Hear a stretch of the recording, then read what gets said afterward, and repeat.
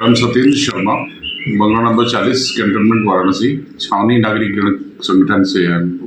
आज आपने सीईओ हो गया ज्ञापन दिया, क्या आश्वासन मिला आपको वहाँ से? उन्होंने ज्ञापन ले लिया है और ये कहा ठीक है, मैं कोशिश तो कर ही रही हूँ, मैं जल्दी से जल्दी आपको पेपर देती हूँ। अगर आपकी बातें नहीं सुनती है तो आगे क्या आपकी रणनीति क्या है? आगे जैसा कि हमने उनको बताया कि अगर आप नहीं देती हैं 15 दिनों के अंदर, ज्ञापन में भी लिख दिया हुआ है, अगर 15 दिनों के अंदर नहीं देती तो हम लोग अपने मत के अधिकार से वंचित होने के लिए विवश होंगे, जिसकी संपूर्ण जिम्मेदारी श्रीमती आकांक्षा तिवारी सीईओ मैडम की होगी।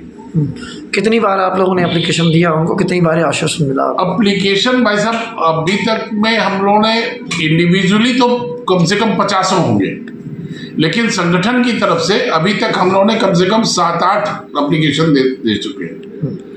बार बार यही आश्वासन मिलता है? बार बार में 3 बार हमको जवाब दिया उन्होंने। कई बार तो जवाब ही देना उचित नहीं समझती हैं। जब भी हम लोगों ने जन आंदोलन के लिए कुछ प्लानिंग शुरू की, तब फिर ये जनप्रतिनिधियों को बुला के बैठक करके फिर एक लेटर थमा देती कि हम जल्दी ही आपको देते हैं। कभी बोलती है कमेटी बना के हम आपको निर्णय दे देंगे, कभी बोलती है अस्तित्व विहीन हो गया है वो कागज, उसका कोई मतलब नहीं है।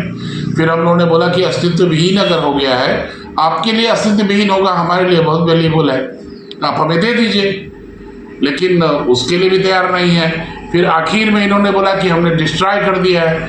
2021 में अगर इन्होंने डिस्ट्रॉय कर दिया है, ये बोलती है कि 2000 GB का डाटा है जो डिजिटाइज हुआ है। अभी तक 3 साल में ये 2000 GB का डाटा भी छांट नहीं पाई हैं, उसमें से निकाल नहीं पाई है। क्या उसमें समय लग रहा है? वो मिलते ही आपको दे देंगे। क्या वो डाटा आपको प्रोवाइड कराया गया? नहीं, हमको कोई प्रोवाइड नहीं कराया गया, ना हमको दिखाया गया। जबकि 28 अगस्त का डिफेंस ऑर्डर है, उसमें एकदम क्लियर लिखा हुआ है कि कोई भी लैंड के रिकॉर्ड आप डिस्ट्रॉय नहीं कर सकते। तो आगे क्या ये मान के जाया जाए कि आप लोग मतदान का बहिष्कार करेंगे? हाँ, अभी तक तो मन यही बना है, लेकिन अभी 15 दिन इंतजार करते हैं। अब इसके अलावा हम लोग के पास क्या विकल्प बताइए? हमारे मौलिक अधिकार का ही हनन हो रहा है, तो हम अपने मौलिक अधिकारों का प्रयोग कैसे करें?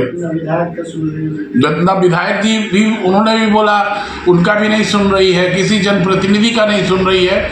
ये अधिकारी ब्यूरोक्रेसी इतनी ढिठाई पे आ गए हैं कि जनता का हित के बारे में कुछ भी नहीं सोच रहे। तो जब सीईओ को आपने जब ज्ञापन दिया, क्या उसके बाद किसी और उच्च अधिकारी के आप लोगों ने एप्लीकेशन दिया? नहीं, और किसी के पास देने का मतलब नहीं बनता है, क्योंकि इन्होंने ही दिया है। इस पद पे जो पहले दूसरे अधिकारी रहे हैं, वो लोग जब भी रहे हैं, जिसने भी पब्लिक ने मांगा उनको ये कागज मिले हैं, यही नहीं दे रही है।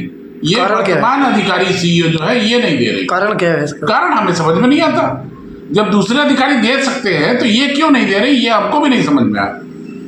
महिला अधिकारी होने के नाते ज्यादा हम लोग जबरदस्ती भी नहीं कर सकते, कुछ ऐसा नहीं कर सकते। प्रतिलिपि ईमेल के माध्यम से हम लोगों ने प्रधानमंत्री कार्यालय में, रक्षा मंत्री कार्यालय में और अपने स्थानीय विधायक सौरभ श्रीवास्तव जी को भेज दी है। उसके बाद उन्होंने उसका कंफर्मेशन भी दिया है। वो बोलते हैं कि ठीक है, हम इसका एक्शन लेंगे। अब जो भी एक्शन लें देखा जाए उसका।